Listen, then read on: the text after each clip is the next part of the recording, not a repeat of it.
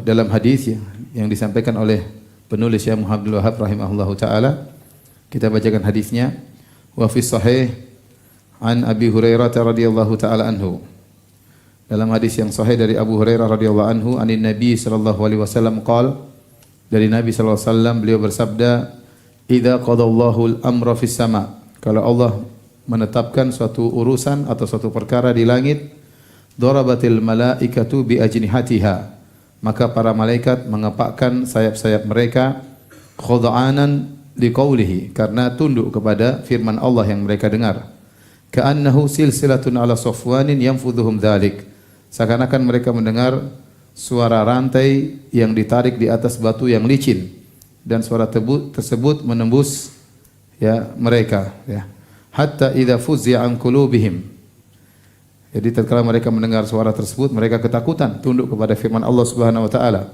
Kemudian tatkala rasa takut telah dicabut dari jantung-jantung mereka, qalu madza qala rabbukum, maka para malaikat bertanya, apa yang telah difirmankan oleh Rabb kalian? Qalul haqqa, kata mereka yang difirmankan adalah kebenaran, wa huwal aliyul kabir, dan Allah adalah maha tinggi dan maha besar. Fayasma'uha mustariqu sam'i, tatkala malaikat sedang berbincang di langit tentang perkara yang diputuskan oleh Allah, ternyata ada pencuri berita yang mendengar pembicaraan mereka.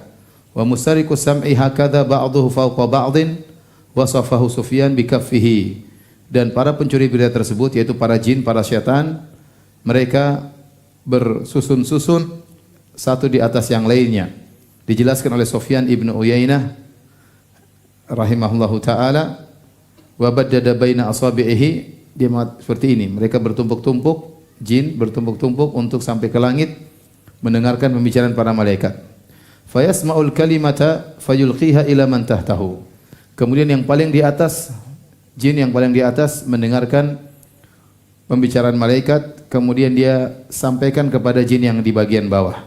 Thumma yulqihal akharu ila man tahtahu, kemudian yang di bawah offer lagi kepada yang di bawahnya. Hatta yulqiyaha ala lisani sahiri awil kahin, sampai akhirnya berita tersebut di offer sampai pada lisannya penyihir atau lisannya dukun. Farubbama adrakahu shihabu qabla an yulqiyaha, terkadang sebelum jin di atas offer yang ke bawah, tahu-tahu jin tersebut terkena lemparan bintang. Wa rubbama alqaha qabla an yudrikahu, dan terkadang dia berhasil menyampaikan, mengoffer berita ke bawah baru terkena lemparan bintang. Fayakdzibu ma'aha mi'ata kadzbah, kemudian sang dukun atau tukang sihir menambahi berita tersebut dengan 100 kedustaan. Fayuqal alaysa qad qala lana yauma kadza wa kadza kadza wa kadza, akhirnya dikatakan, masyarakat berbicara, bukankah dukun tersebut pernah mengatakan kepada kita pada hari ini akan terjadi demikian dan demikian? Fayusaddaqu bitilkal kalimati allati sumi'at minas sama, dan akhirnya dukun tersebut dibenarkan oleh masyarakat gara-gara satu kalimat yang mereka mendengar dari langit. Bab ini bab tentang hatta idza fuzi'a an qulubihim, tentang firman Allah tatkala malaikat dicabut rasa takut dari jantung-jantung mereka, yang kemudian ditafsirkan oleh Nabi sallallahu alaihi wasallam. Kenapa mereka takut? Karena mereka mendengar firman Allah Subhanahu wa taala, sehingga mereka mengepak-epakkan sayap mereka sambil kemudian mereka tersungkur sujud. Kemudian dicabut ketakutan mereka, baru mereka berbincang-bincang di antara mereka, di antara kalangan para malaikat. Jadi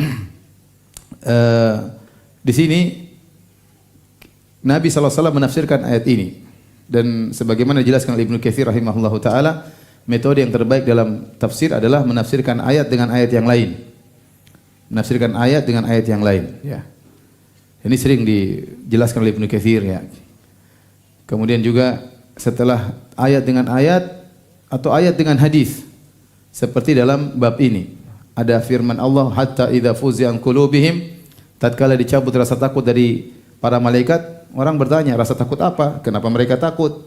Maka datang dalam hadis dijelaskan kenapa ada rasa takut, kemudian kapan dicabut rasa takutnya, yaitu mereka takut karena mereka mendengar firman Allah Subhanahu wa taala. Ya. Kalau tidak ditemukan ayat ditafsirkan dengan hadis, maka metode yang ketiga yaitu ayat ditafsirkan dengan perkataan para sahabat. Dan alhamdulillah tafsiran para sahabat dikumpulkan oleh para ulama. Di antara buku yang paling banyak mengumpulkan tafsiran para sahabat seperti kitabnya Tafsir At-Tabari, Tafsir Ibnu Jarir At-Tabari. Dia tatkala menyebutkan ayat-ayat ini ada 3 pendapat. Pendapat pertama begini, pendapat kedua begini, pendapat ketiga begini. Pendapat pertama, salaf yang mengatakannya fulan, sahabat ini, tabi'in ini, tabi'in ini, tabi'in ini. Pendapat kedua yang mengatakannya sahabat ini, tabi'in ini, tabi'in. Dia sebutkan perkataan para salaf.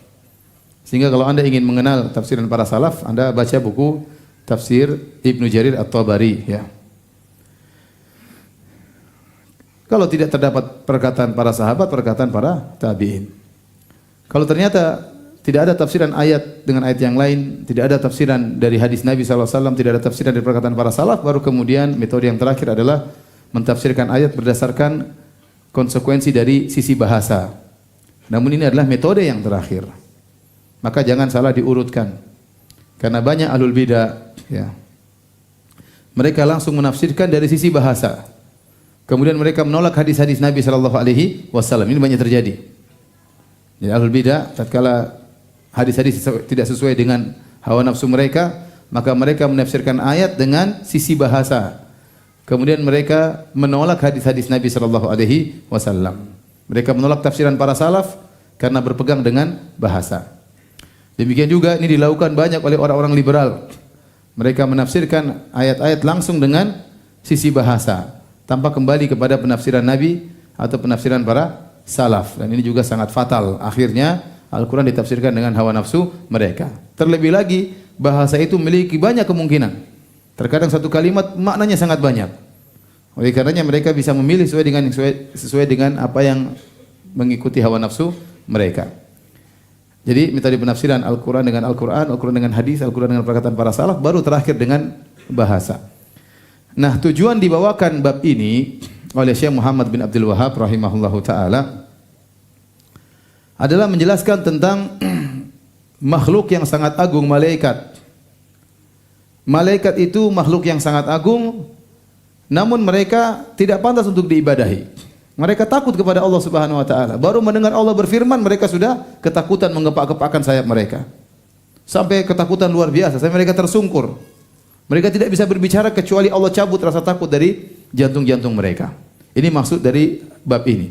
Sebelum bab ini kita bahas pada pertemuan sebelumnya, yaitu tentang kebatilan sesembahan-sembahan selain Allah dari orang-orang soleh seperti Nabi SAW tidak pantas disembah, ya.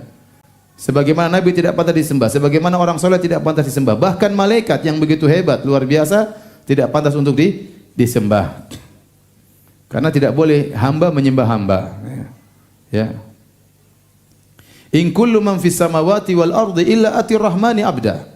Seluruh yang ada di langit dan di bumi, seluruh yang di langit, para malaikat yang ada di langit, dan seluruh yang di bumi, orang-orang soleh, para anbiya, para solihin, para aulia, illa atir rahmani abda, kecuali akan datang kepada Allah sebagai apa? Hamba. Bukan sebagai ma'bud, bukan sebagai sembahan, tapi sebagai apa? Hamba. Dan tidak pantas hamba menyembah hamba. Yang benar hamba menyembah pencipta. Malaikat begitu hebatnya, ternyata dia hamba, ya.